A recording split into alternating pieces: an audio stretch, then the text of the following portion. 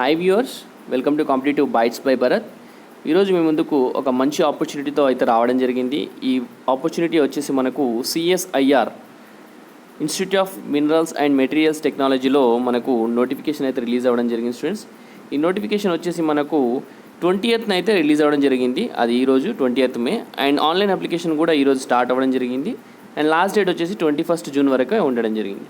Next వచ్చేసి hard copy send చేసే date అయితే 30th జూన్ వరకు ఇవ్వడం జరిగింది. 21st లాస్ట్ డేట్, 30th వరకు అయితే మనకు హార్డ్ కాపీ పంపించడం అయితే టైం ఇవ్వడం జరిగింది.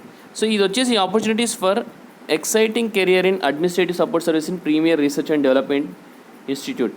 మన IMMTలో మనకు అడ్మినిస్ట్రేటివ్ డిపార్ట్మెంట్లో అయితే వేకెన్సీస్ అయితే రిలీజ్ అవ్వడం జరిగింది ఫ్రెండ్స్.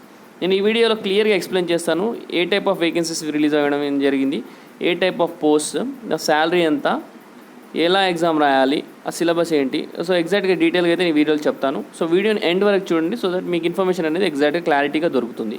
సో కమెంట్ సెక్షన్లో మళ్ళీ అడగమాకండి. సో వీడియోనే ఎండ్ వరకు చూసి మీరు అర్థం చేసుకోండి దయచేసి. అండ్ ఇంకొక రిక్వెస్ట్ ఏంటంటే, ఫస్ట్ టైం మన ఛానల్ని చూసే వాళ్ళు ఉంటే ఛానల్ సబ్స్క్రైబ్ చేసుకోండి. అలాగే వీడియో నచ్చితే లైక్ చేయండి అండ్ కమెంట్ సెక్షన్లో కమెంట్ చేయండి. ఎందుకంటే నెక్స్ట్ టైం నేను ఏ వీడియోస్ చేసినా మీకైతే నోటిఫికేషన్ రావాలంటే మీరు సబ్స్క్రైబ్ చేసుకోవాలా. Okay, let us get in to the video students. డీటెయిల్గా అయితే మనకు వచ్చేసి ఆన్లైన్ అప్లికేషన్ అయితే ఇన్వైట్ చేయడం జరిగింది. బోనఫైడ్ ఎలిజిబుల్ ఇండియన్ సిటిజన్స్ అనమాట.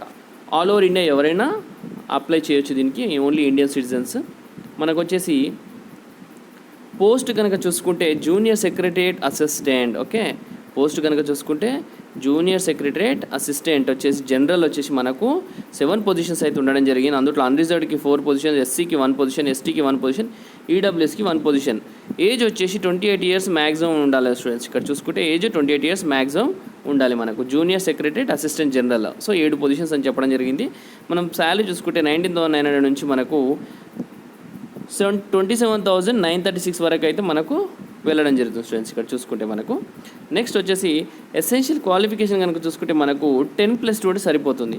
ఇంటర్మీడియట్ బేసిస్ మీద మనకు ఈ జాబ్ అయితే రావడం జరిగింది స్టూడెంట్స్. వచ్చేసి అందులో proficiency in computer typing speed ఉండాలా. ఇంగ్లీష్ వచ్చేసి 35 words per minute మీరు టైప్ చేయాలా. అలాగే using computer as per prescribe norms fixed by DOPT from time to time. మనకు DOPT అయితే ఒక నార్మ్స్ ఫిక్స్ చేయడం జరిగింది. దాని నార్మ్స్ ప్రకారం మీరు ఇంగ్లీష్ 35 words per minute అయితే కొట్టాలి స్టూడెంట్స్. ఒక 10+2 ఉద్యోగాలు స్టూడెంట్స్. ఇవి 10+2 ఉద్యోగాలు అంటే చాలా మంచి ఉద్యోగాలు. 10+2 అసలు అంత ఈజీగా పడవు. సో 10+2 అంటే చాలా బాగుంటుంది ఇది.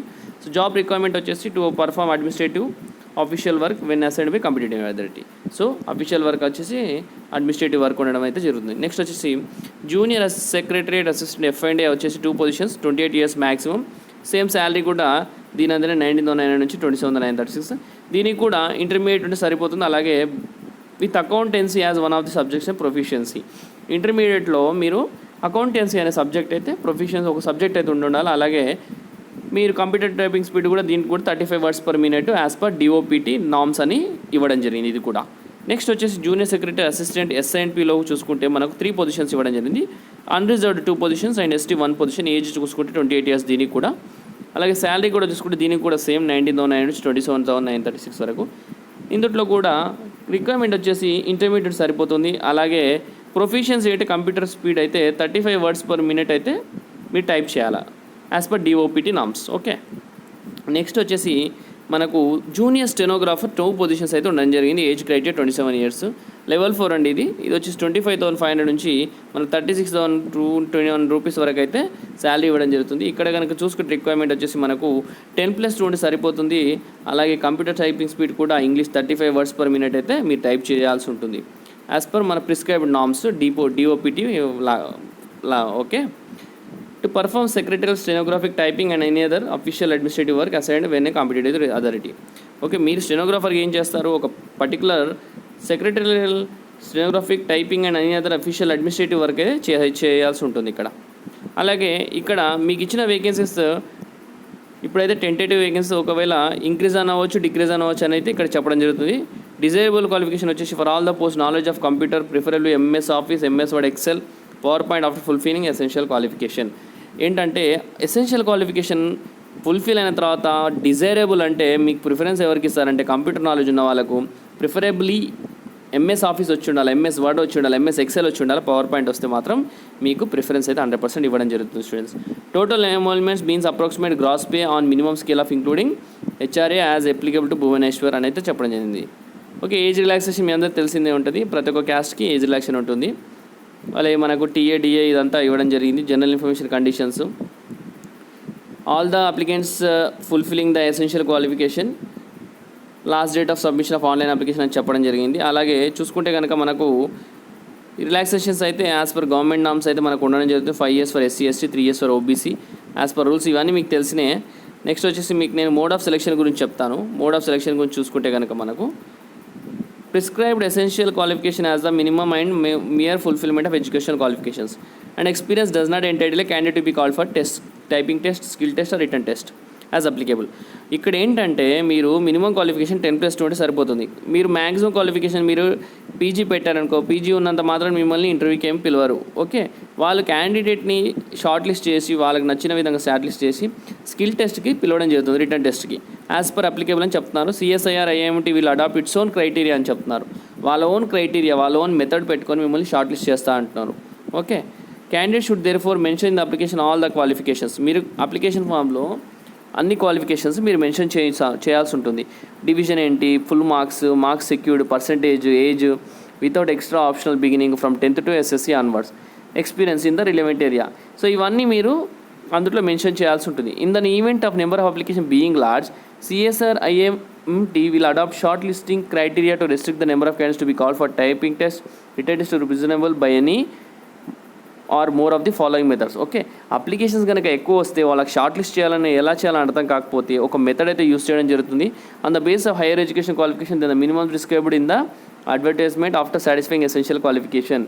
ఇప్పుడు అప్లికేషన్స్ అన్నీ ఎక్కువ వస్తే కనుక షార్ట్ లిస్ట్ చేయాల్సి ఎలా చేస్తారంటే మినిమం క్వాలిఫికేషన్ 10+2 తర్వాత మీకు హైయర్ ఎడ్యుకేషన్ ఎవరు ఉంటుందో వాళ్ళని ఫస్ట్ షార్ట్ లిస్ట్ చేయడం జరుగుతుంది.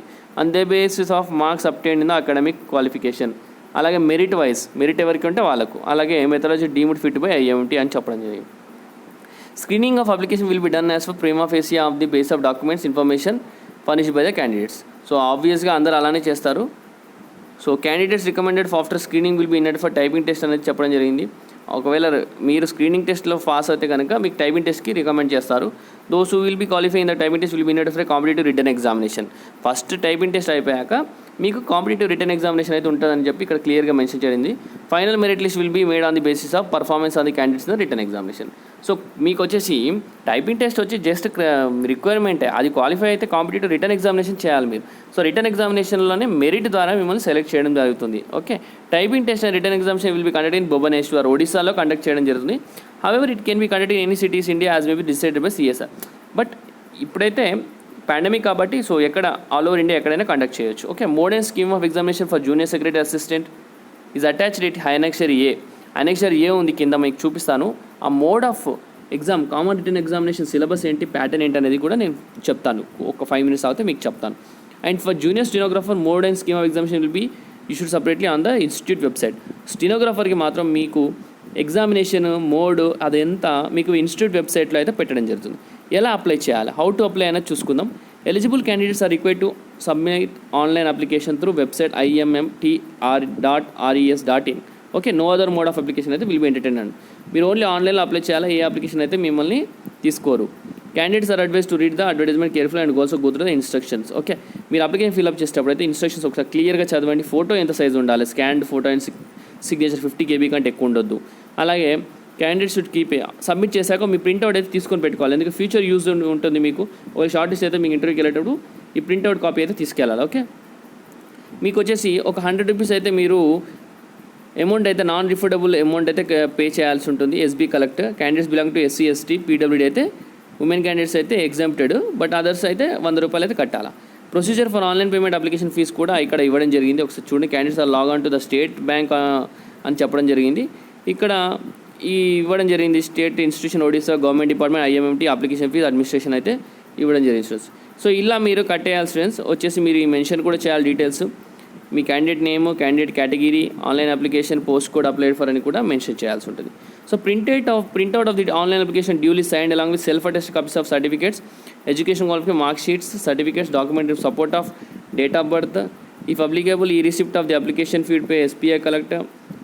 అలాగే subscribed as application for the post of post code number advertisement number may be sent by the following address by the post to reach on are before the last date indicated above the receipt of hard copy అని చెప్పాడు. మీకు hard copy already చెప్పాను నేను, last date ఎప్పటి వరకు ఉందో అప్పటిలోపు ఇదన్నీ online application పూర్తిగా చేసి దాంతోపాటు ఏ డాక్యుమెంట్స్ పెట్టాలో ఇక్కడ అన్నీ క్లియర్గా ఇవ్వడం జరిగింది. ఇది ఒకసారి స్క్రీన్ షాట్ తీసుకొని ఈ ఫాలోయింగ్ అడ్రస్కి మీరు హార్డ్ కాపీస్ని సెండ్ చేయండి స్టూడెంట్స్. ఓకే, అలా సెండ్ చేస్తేనే షార్ట్ లిస్ట్ చేయడం జరుగుతుంది.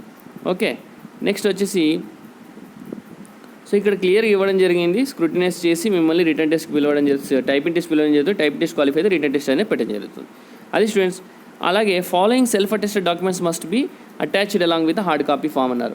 సో ఈ కాపీ ఫామ్కి అప్లికేషన్ ఫామ్తో పాటు ఈ హార్డ్ కాపీస్ అయితే సెల్ఫ్ అటెస్ట్ చేసి పెట్టాలి. దీనికి వచ్చేసి ప్రింటెడ్ ఆన్లైన్ అప్లికేషన్, ₹100 మీరు కట్టిన రిసిప్ట్ కూడా, అలాగే recent passport size colour photograph which one pasted on the hard copy of the application form, date of birth certificate, education qualification, conversion of CGPA, authority for conversion of CGPA, photocopy of latest caste certificate, మీకు ఏమైనా PWD ఉంటే ఆ certificate, NOC if మీ government employ అయితే NOC తీసుకోండి, valid document identification, Aadhaar card, voter card, PAN card, newspaper cutting of advertisement indicating name of paper and date and page number.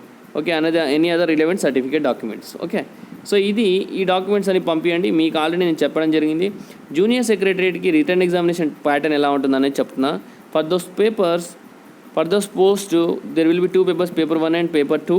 Paper 2 will be evaluated only for the candidates who secure the minimum threshold marks in paper 1. Paper 1 qualify అయితే paper 2 అనేది evaluate చేయడం జరుగుతుంది. Final merit list will be prepared only on the basis of paper 2. Final merit list paper 2నే base చేసుకుంటాం. Mode of examination వచ్చేసి OMR computer based అది చెప్పలేము. ఇంకా questions will be set in both English and Hindi అని చెప్తున్నారు.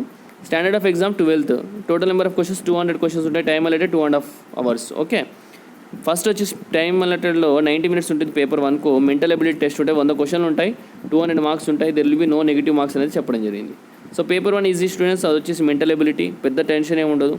Next వచ్చి mental ability వచ్చేసి ఏంటంటే మీ general intelligence, quantitative aptitude, reasoning, problems solving, situational judgement decide చేయడానికి ఈ క్వశ్చన్స్ అయితే ఇవ్వడం జరుగుతుంది. పేపర్ 2 వచ్చేసి 1 hour ఇవ్వడం జరుగుతుంది. Subject general awareness 50 questions, 150 marks, 3 marks for every correct answer. 3 మార్కులు స్టూడెంట్స్ ఒక క్వశ్చన్ కరెక్ట్ అయితే. English language 50 marks, 50 questions and 150 marks. So ఇది కూడా ఈచ్ క్వశ్చన్కి 3 marks ఉంటాయి అండ్ ఈచ్ నెగిటివ్ క్వశ్చన్కి 1 నెగిటివ్ మార్క్ అయితే ఉండడం జరుగుతుంది స్టూడెంట్స్. ఓకే, ఇది స్టూడెంట్స్ ఇది ఒక మంచి ఆపర్చునిటీ మీకు 10+2 తోటి చాలా మంచి ఆపర్చునిటీ జూనియర్ సెక్రటరీ అసిస్టెంట్గా CSIR institute of minerals and materials టెక్నాలజీలో. సో మీ అందరికీ ఈ వీడియో నచ్చిందని అనుకుంటున్నాను. ఎగ్జాక్ట్ క్లారిటీగా నేను వీడియో ఎక్స్ప్లెయిన్ చేశాను. దయచేసి వీడియోని ఎండ్ వరకు చూశారని అనుకుంటున్నాను. అండ్ ఈ వీడియోని మ్యాక్సిమం అన్ఎంప్లాయిడ్ పీపుల్ షేర్ చేయడం ట్రై చేయండి, మన గ్రాడ్యుయేట్స్కి షేర్ చేయండి. అండ్ అందరికి షేర్ చేస్తేనే ఇన్ఫర్మేషన్ పాస్ అవుతుంది. సో దట్ వాళ్ళు కూడా ఎగ్జామ్ అప్లై చేస్తారు, వాళ్ళు కూడా జాబ్ పొందుతారు. సో ఇది స్టూడెంట్స్ ఈరోజు మన video. Thank you for watching the video. Have a great day.